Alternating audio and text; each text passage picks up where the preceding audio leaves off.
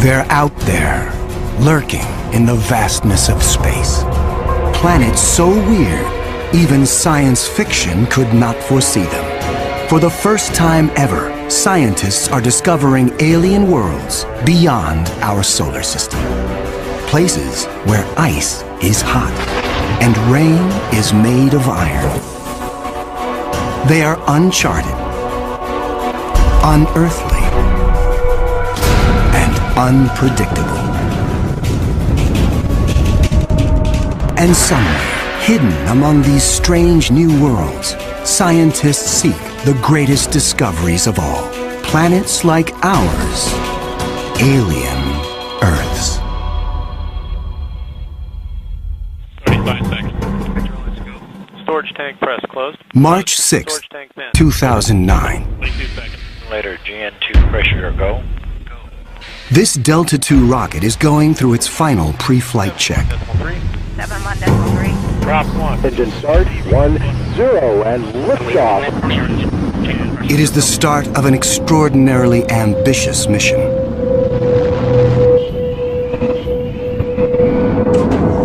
The Kepler Space Observatory is hunting for planets like Earth within a region of 100,000 stars.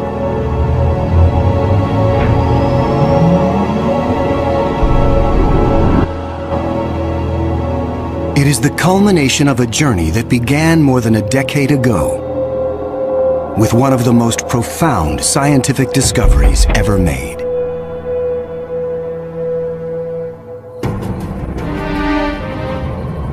(1995). Swiss astronomer Michel Mayor and his team make a routine observation of stars in the constellation Pegasus, located 50 light-years away. But the instruments show something strange. One star is violently lurching and wobbling. What we discovered, it's one of these stars have a velocity changing with time. What is powerful enough to disturb a star the size of our sun? Mayor offers a radical answer: a planet. But no one has ever seen a planet around another sun-like star. Problem in detecting planets around other stars is that as a planet orbits a nearby star, that planet gets lost because of its feeble light in the glare of the very bright star. In spite of the odds, Mayor relies on his data and is convinced the wobbles are caused by the gravitational pull of an orbiting planet. When I read this claim from Michel Mayor, I was very skeptical. There had been many false claims of the first planet ever discovered around another star, and I thought to myself, oh boy, here we go again.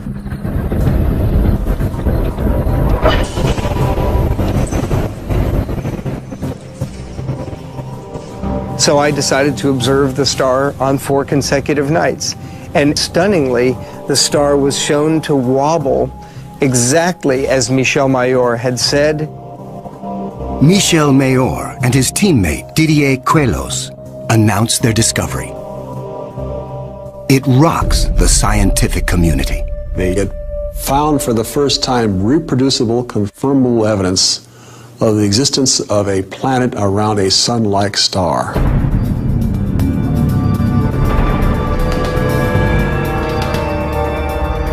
Officially called 51 Pegasi b, the planet is nicknamed Bellerophon in honor of the Greek hero who tamed the winged horse Pegasus. It is a planet that breaks all the rules. Bellerophon roasts in the blazing starlight at temperatures of roughly 1800 degrees Fahrenheit.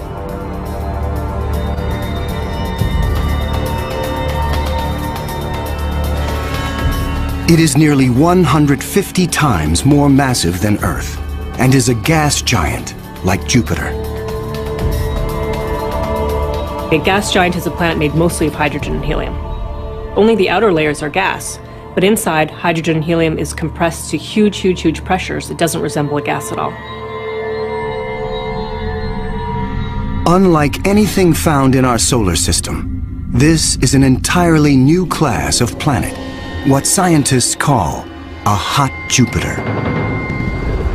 If you go to Hawaii and see the lava flow there, that's how hot a hot Jupiter is. It's very, very hot. The Earth is a comfortable 93 million miles away from the Sun. These hot Jupiters are roughly 100 times closer, and so the amount of sunlight that they get is 10,000 times larger. If this represents a star, and this a hot Jupiter is 3 to 4 stellar diameters away from the star. So that would be 1, 2, 3. This is how close a hot Jupiter would be to its star. Hot Jupiters are tidally locked. They present the same face to the star at all times, just like the moon does to Earth. It's going to be permanent daylight on one side and permanent nighttime on the back. If I were stuck on a hot Jupiter, I'd want to be on the back side and hope that some of the heat from the front side facing the star would make its way around the back.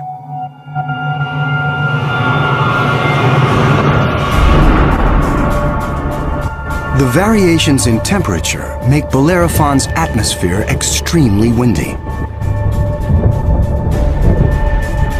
The wind howls at thousands of miles per hour, far beyond anything we could ever withstand. The heat blast guarantees water vapor cannot exist. But that doesn't mean there is no rain. It's far too hot for water liquid clouds to form here. But instead, these clouds would be made out of iron. Iron vapor can exist at temperatures much higher than water. And because of that, things could get a little messy.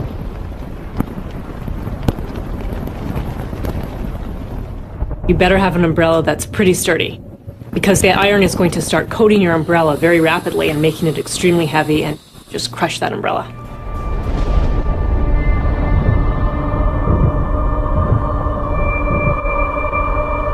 The sky overhead is filled with dancing curtains of color. Charged particles from the nearby star make auroras far more extreme than the northern lights on Earth. There is something even more unique about this newly discovered world. Bellerophon orbits its sun in a blistering 4.2 days. No self-respecting planet goes around a star in 4.2 days. None of the planets in our solar system take such a short amount of time. For scientists, the tiny orbit challenges long-held notions of how planets form. The fact that the planet was orbiting every 4 days was a total puzzle until one night in the middle of the night I woke up and said, well, this must be proof that planets migrate inwards. They don't stay put where they are. The key to the puzzle is found in how planets are made. Planets are a byproduct of star formation. When stars form, they have a disk of dust and debris around them, and out of that debris, planets form. Much of what we know comes from Hubble's Space Telescope, as it aims at regions like the Eagle Nebula. This interstellar cloud is studded with collapsing disks of dust and gas. A giant clump grows in the center of each disk. Temperatures reach a searing 18 million degrees. The same nuclear fusion that powers our sun is unleashed.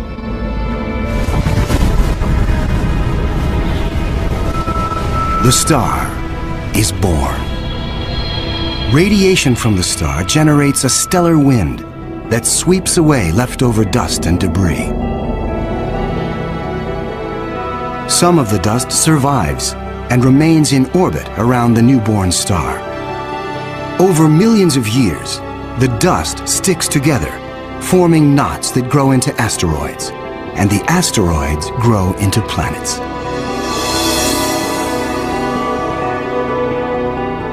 These planets migrate through the disk until they find a stable orbit. This is why Bellerophon is so close to its parent star. But one newly discovered world has found its stable orbit in a place no planet should ever go. 2001.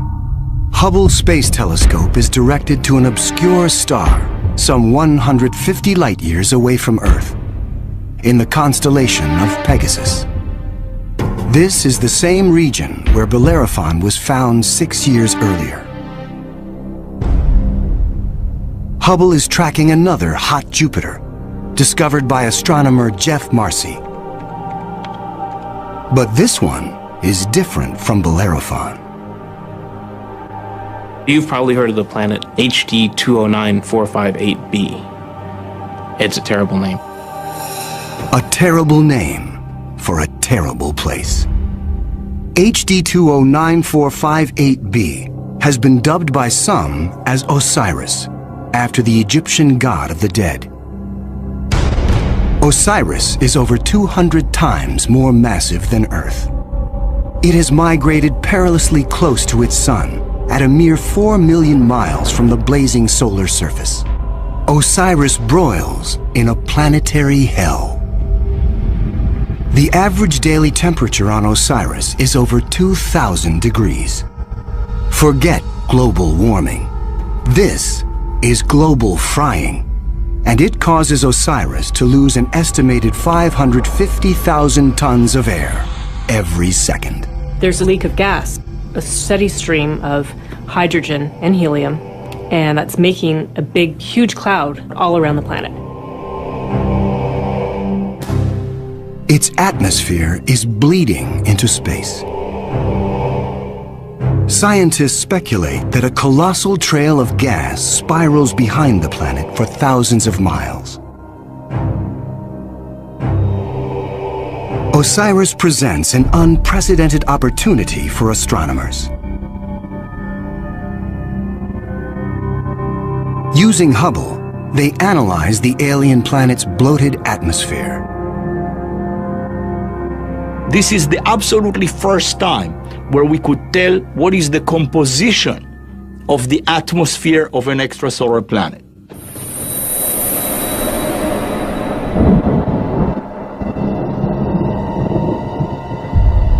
Surprisingly, Hubble detects many of the basic chemicals needed for life.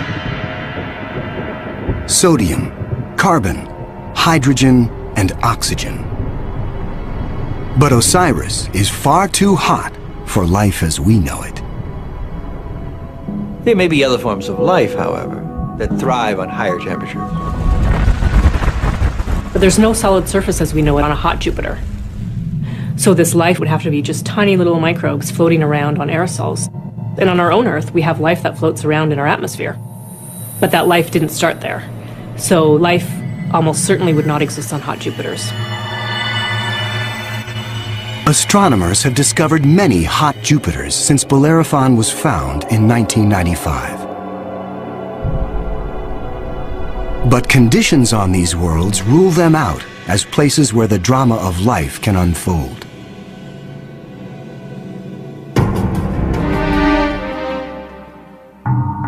One of these gas giants is a planet that teases the rules of evolution.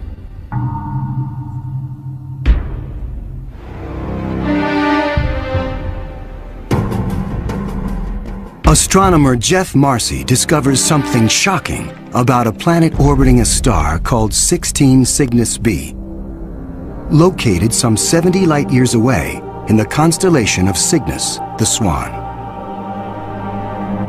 The planet was clearly in an elongated orbit, bringing the planet close to and then far from the host star. And this, of course, defied our expectations based on our own solar system, where all of the planets go around our sun in nearly circular orbits like phonograph grooves in a record. Like a giant yo-yo in space, the gas giant swings back and forth across its solar system. That is like the Earth swooping 25 million miles closer to the Sun, then slinging past Mars, all the way out towards Jupiter every year.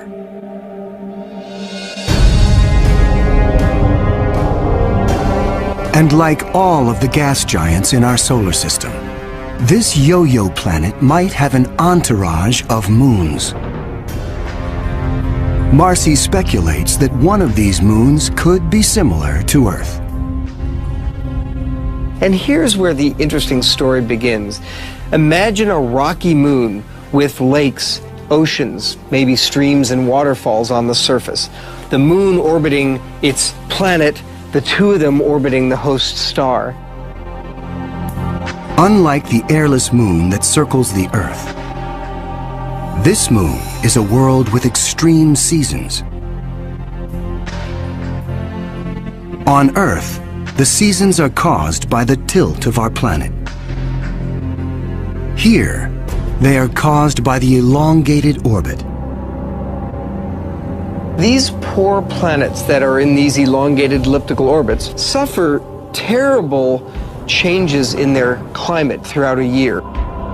As they make their closest approach, the yo-yo planet and its moon are blowtorched by the star. Summer begins. The atmosphere on the Earth-like moon is savaged with raging storms. Category 5 hurricanes on Earth are tiny eddies compared to the monster vortexes that form here.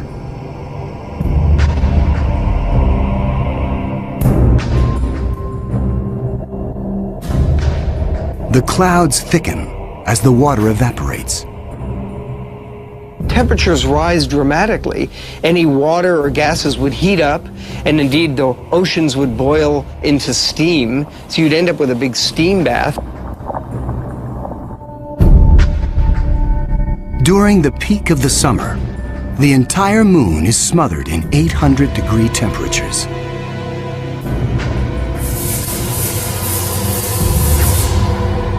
This is the closest approach to the star.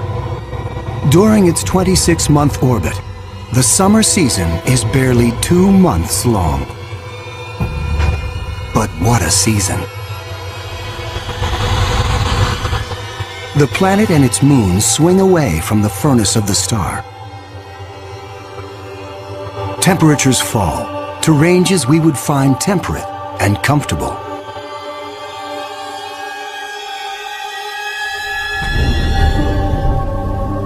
With the coming of fall, the rains return to the parched and roasted moon. Dry ocean basins are replenished, and the seas rise to form new shorelines.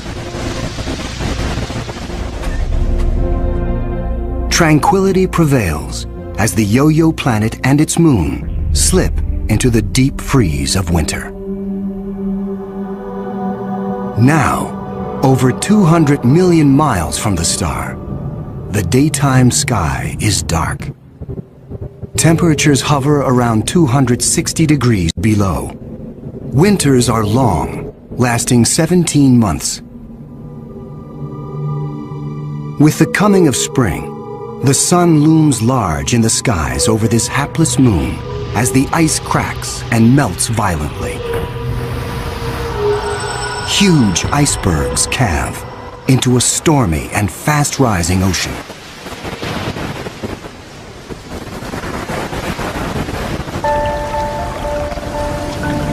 For 2 preciously short periods, during the spring thaw and the autumn rains, the climate on this Earth-like moon is balmy and comfortable. At a distance of 93 million miles from the star, roughly the same distance as Earth from the Sun, the elliptical orbit of this planet and its moon crosses an area around the star some scientists call the Goldilocks zone. The conditions here are just right for life.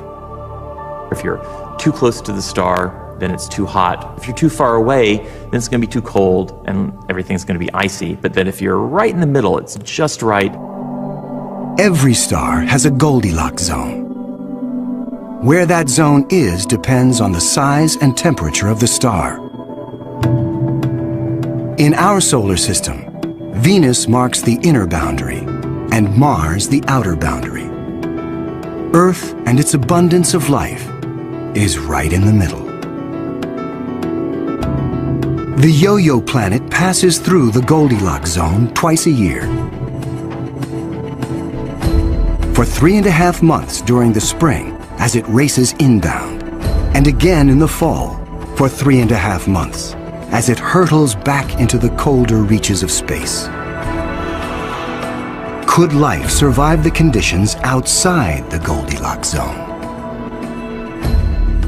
There could be life forms that are smart enough to hibernate, as do animals on the Earth during the winter season. If this sounds fantastic, I offer you the tidal zones on the Earth. On the tidal zones, life proliferates, of course, near the seashore, and they do so despite tides. The water coming in, covering many of the life forms, the water going out at low tide, and yet those species survive perfectly well. The strange cycle of the Yo-Yo planet's orbit creates fleeting conditions suitable for life, but also for death. Some alien planets are even more bizarre. Imagine a world that has no star to orbit. Scientists speculate that our galaxy is teeming with rogue planets, adrift in the murky lanes of interstellar space. These are orphaned worlds, planets that are booted from their solar systems by the chaos of planetary migration. Astronomers call such worlds planemos. Planemos are planets without a star. They're just drifting through the galaxy indefinitely. What massive force would it take to kick a planet out of the solar system? When a young star forms with a contingent of planets around it, many of those planets gravitationally interact with each other. They yank on each other, slingshot each other, so that one of them is ejected from the planetary system, voted off the island, if you will. If you were, unfortunately, a resident on a planet that was kicked out by a collision or a near collision with another large object, you'd probably rapidly move out of the habitable zone. There are hundreds of billions of these lost, wayward, poor, wandering planets out in our Milky Way galaxy with no parent star to warm them up. Cold, dark, quiet. Because planemos have no sun, they are worlds without days or years. They keep vigil through an eternal night. Planemos are solitary wanderers, sentinels of the galaxy. Just because it's out there drifting in space doesn't mean a planemo is dead. If the planemo is a rocky world, it could well have life on it. A small rocky planemo without an atmosphere will slumber in extreme cold, far colder than the coldest winter day on our own South Pole. But a planemo large enough to retain an atmosphere traps the heat generated when the planet was first formed. It is the ultimate greenhouse effect. The heat and energy comes from the molten core deep inside the lonely planet. If the planemo is a gas giant like Jupiter, it may have a system of moons. The gravitational pull between the planemo and its moons creates friction. causing the interior of the moons to stay warm. These moons could also have life on them, in the same way that Jupiter's moon Io has volcanoes and has a lot of heat energy being generated by interactions with Jupiter and the other moons. If anything lives here, it will be single cells, like common bacteria found on Earth. Not complex life forms. Without a sun to provide photosynthesis, these tiny organisms derive their energy from the chemistry in the soil of the planemo, or its moon. On Earth, there are similar conditions. Colonies of bacteria are found deep within mine shafts in South Africa. They have no access to oxygen nor light, and survive entirely on the chemicals they make from the surrounding dirt. Their metabolisms are extremely slow, and they reproduce only once every 1,000 years. If life dwells on a sunless planemo, it could be organisms like them, marooned when their planet was young. While planemos slumber undisturbed, there are worse places to be in the universe. Like in the company of this lethal pulsar, some 980 light years from Earth, in the constellation of Virgo. From afar, a pulsar looks like a blinking light, but up close, pulsars machine gun their surroundings with deadly radiation. They are no place for planets. Yet something interferes with the precision of this pulsar. One explanation is that the anomaly is caused by a planet. But many astronomers are skeptical that planets orbiting a pulsar can exist. The reason that's a problem is because pulsars are formed in these incredible explosions. When a red giant star explodes, a titanic fireball known as a supernova unleashes as much energy in 1 minute as our sun generates in its lifetime. When a star goes supernova, the shockwave is so immense it's hard to imagine any planet surviving that. When the cosmic dust clears, all that remains is the crushed core of the red giant, pulsing in the heart of an expanding debris field.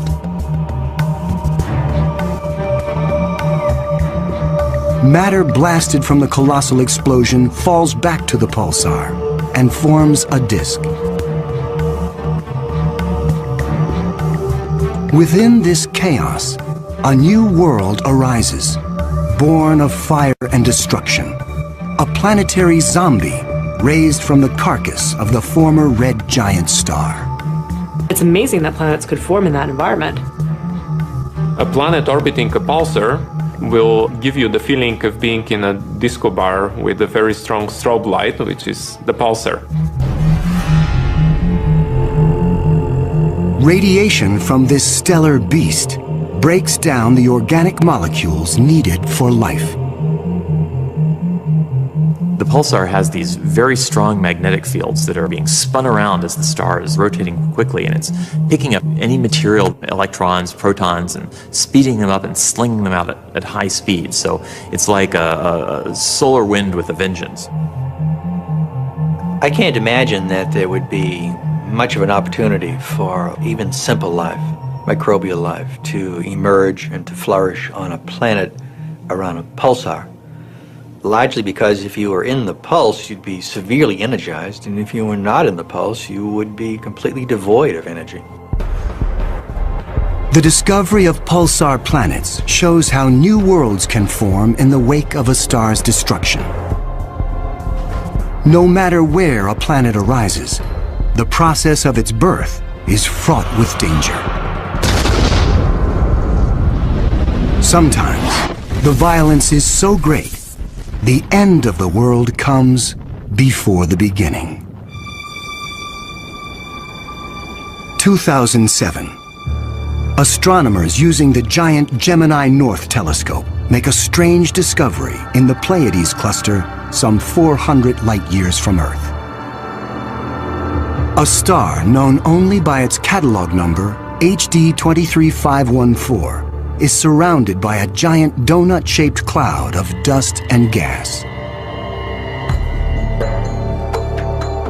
The star in the middle of the donut shape is about 100 million years old. A cosmic toddler in astronomical terms. Our sun is 45 times older.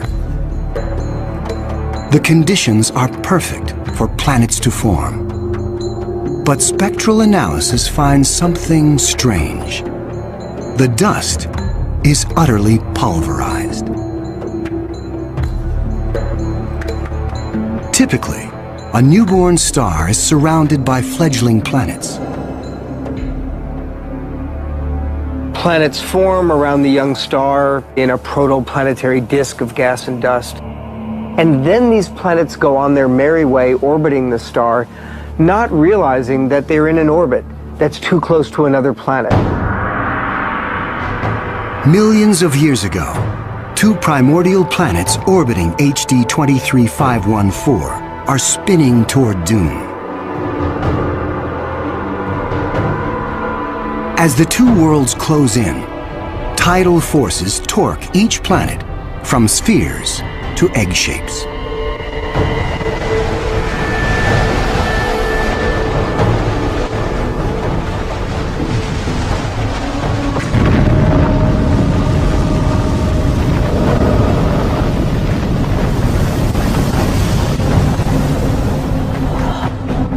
Nothing remains. The two worlds are annihilated, creating the dust and debris seen around star HD 23514. 4 billion years ago, a similar apocalypse came to Earth. A Mars-sized planet forms in roughly the same orbit as the newborn Earth. Like the planets at HD 23514, Earth and this Mars-sized body are barreling toward each other. If you happen to be unlucky enough to be standing on a growing planet when it was in the process of still becoming the Earth, you might wake up one morning and notice that the sky was getting darker and darker as a Mars-sized body was coming at you within a period of less than an hour.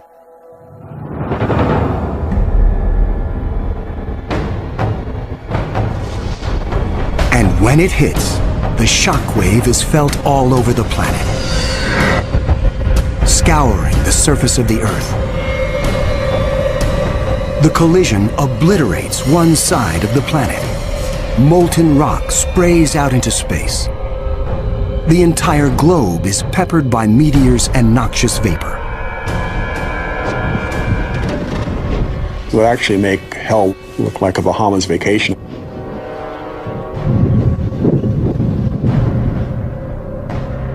The debris field from the collision coalesces and forms our moon. It is a new beginning for our planet. Collisions are part of the birth process for planetary systems. Building up a terrestrial planet is probably all about colliding pieces of rock together. And all across the galaxy, colliding pieces of rock are forming terrestrial worlds that defy the imagination.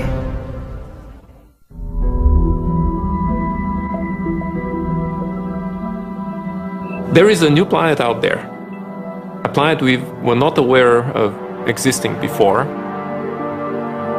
It is not just one planet. It is a new type of planet. Earth on steroids. I like to call them super Earths. They're just like the Earth, except bigger, up to about 10 times the mass of the Earth.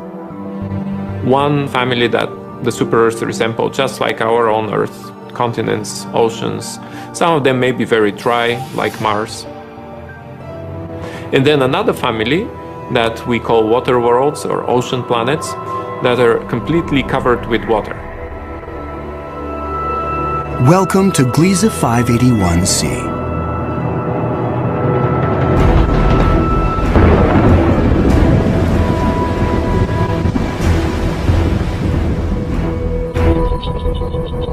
This planet was found by Michel Mayor, and it orbits with 2 other planets around a very small star. It's only 20 light years away in the constellation of Libra and is one of the smallest terrestrial planets found beyond our solar system.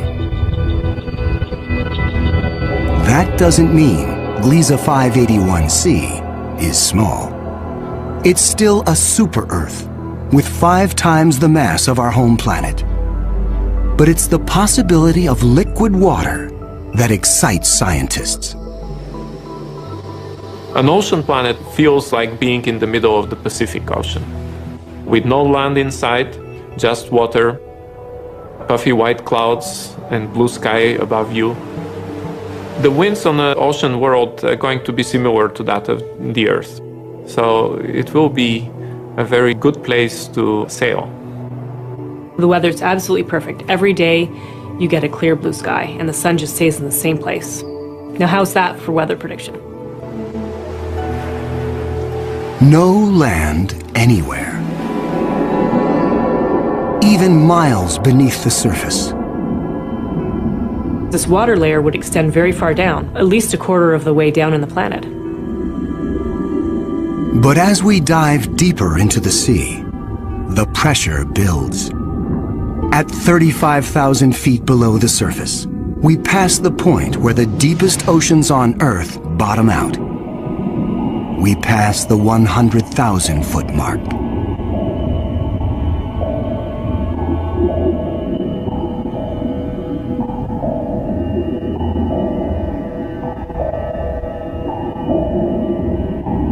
The pressure is so great, water itself begins to take on surprising new forms.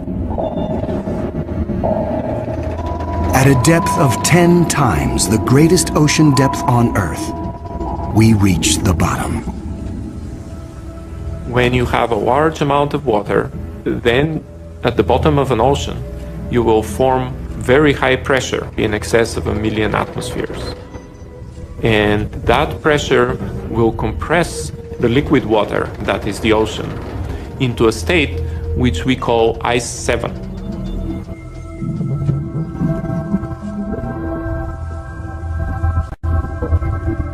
No, it's not like ice in your refrigerator. The molecules of water that are in the ice in your refrigerator are kind of all jumbled up. But if you form ice under very high pressure, then the water molecules can become ordered, they can become aligned.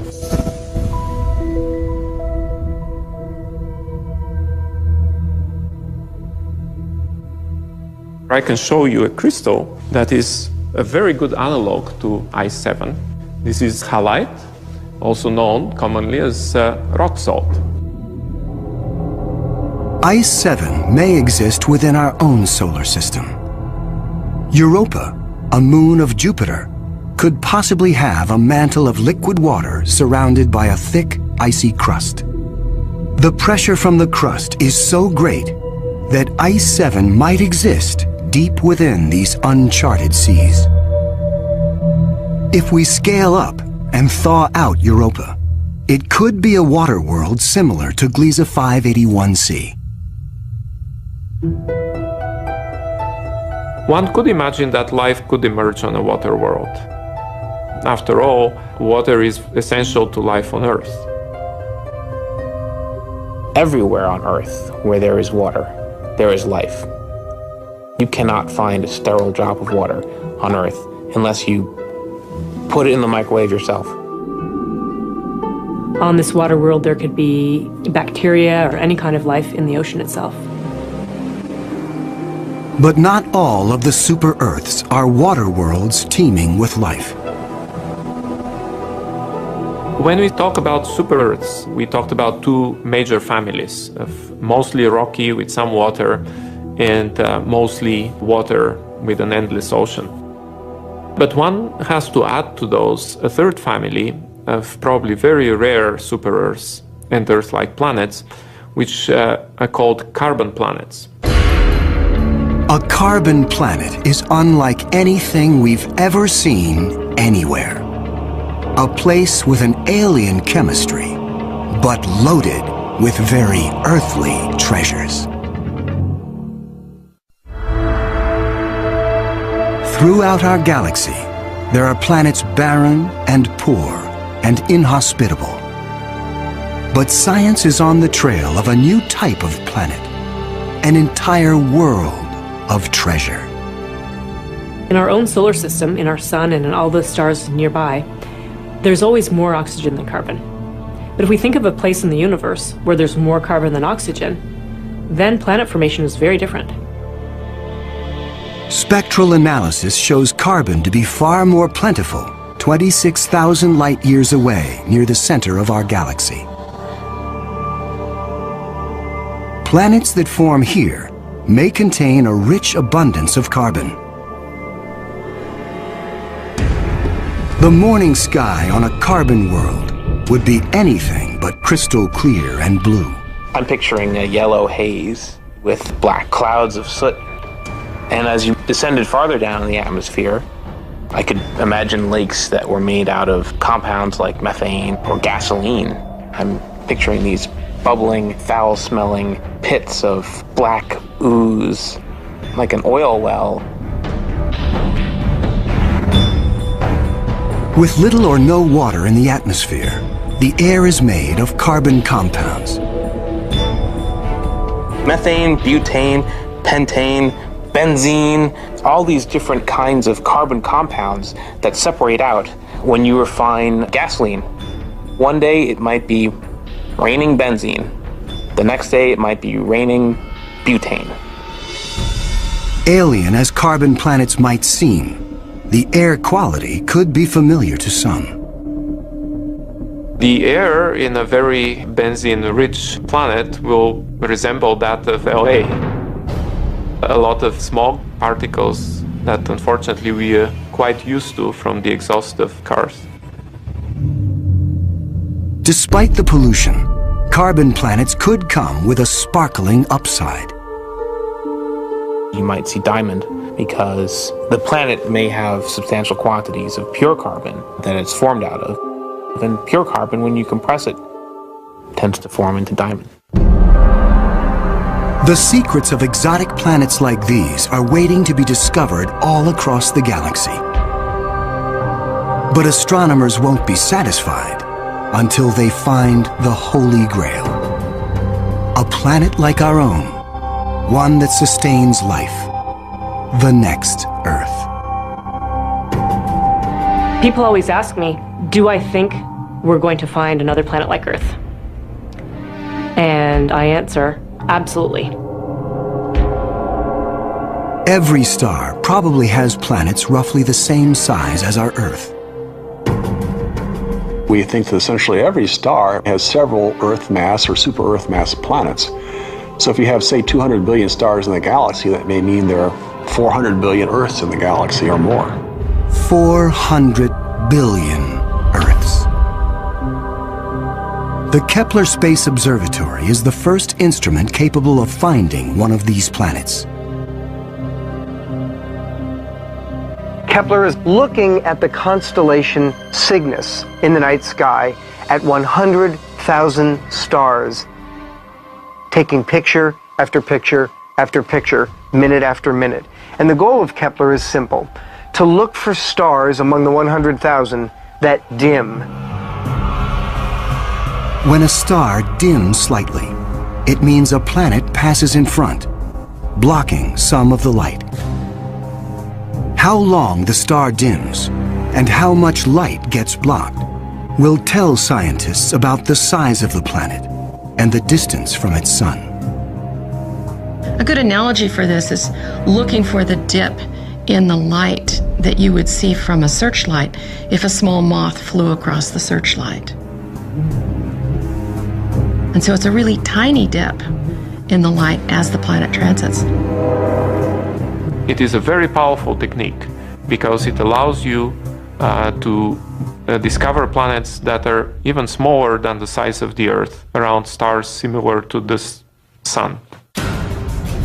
It is a technique that is changing the course of science. We think we may be able to find a planet that is habitable in the next few years. Scientists estimate the Kepler mission will find a minimum of 50 alien Earths.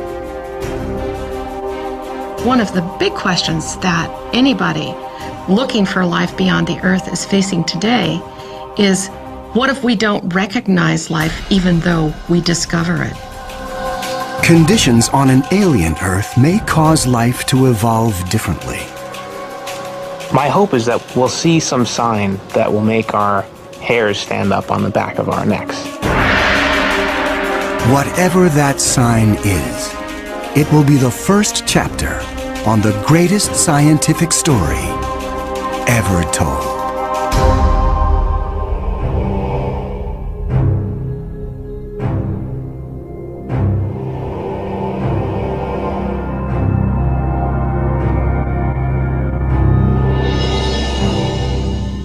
One star is violently lurching and wobbling. What we discovered, it's one of these stars have a velocity changing with time. What is powerful enough to disturb a star the size of our sun? Mayor offers a radical answer: a planet. But no one has ever seen a planet around another sun-like star. Problem in detecting planets around other stars is that as a planet orbits a nearby star, that planet gets lost because of its feeble light in the glare of the very bright star. In spite of the odds, Mayor relies on his data and is convinced the wobbles are caused by the gravitational pull of an orbiting planet. When I read this claim from Michel Mayor, I was very skeptical. There had been many false claims of the... They're out there, lurking in the vastness of space. Planets so weird, even science fiction could not foresee them. For the first time ever, scientists are discovering alien worlds beyond our solar system. Places where ice is hot and rain is made of iron. They are uncharted, unearthly, and unpredictable. And somewhere, hidden among these strange new worlds, scientists seek the greatest discoveries of all. Planets like ours, alien Earths. 35 seconds. Let's go. Storage tank press closed. March 6, 2009. 22 seconds. Later, GN2 pressure go. This Delta II rocket is going through its final pre-flight check. The rules. Bellerophon roasts in the blazing starlight at temperatures of roughly 1,800 degrees Fahrenheit.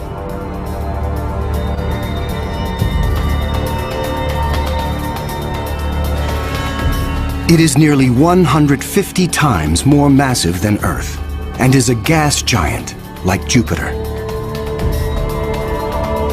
A gas giant is a planet made mostly of hydrogen and helium. Only the outer layers are gas, but inside, hydrogen and helium is compressed to huge, huge, huge pressures. It doesn't resemble a gas at all.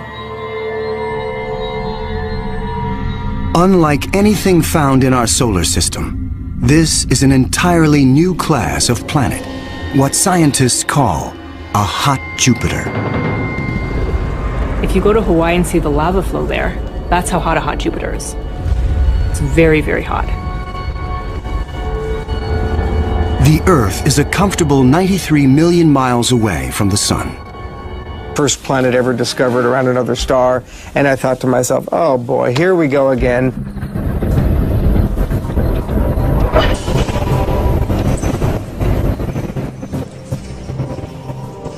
So I decided to observe the star on 4 consecutive nights.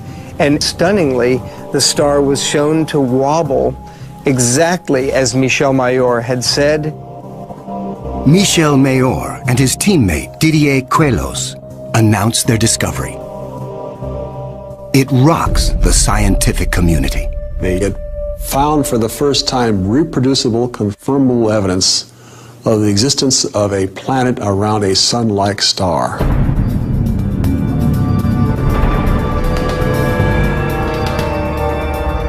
Officially called 51 Pegasi b.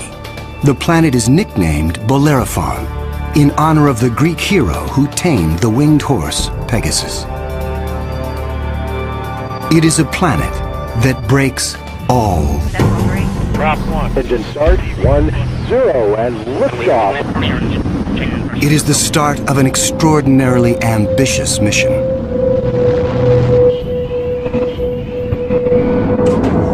The Kepler Space Observatory is hunting for planets like Earth within a region of 100,000 stars.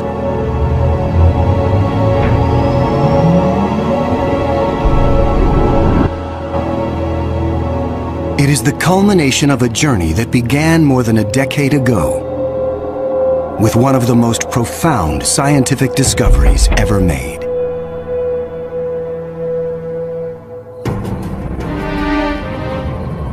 (1995). Swiss astronomer Michel Mayor and his team make a routine observation of stars in the constellation Pegasus, located 50 light-years away. But the instruments show something strange.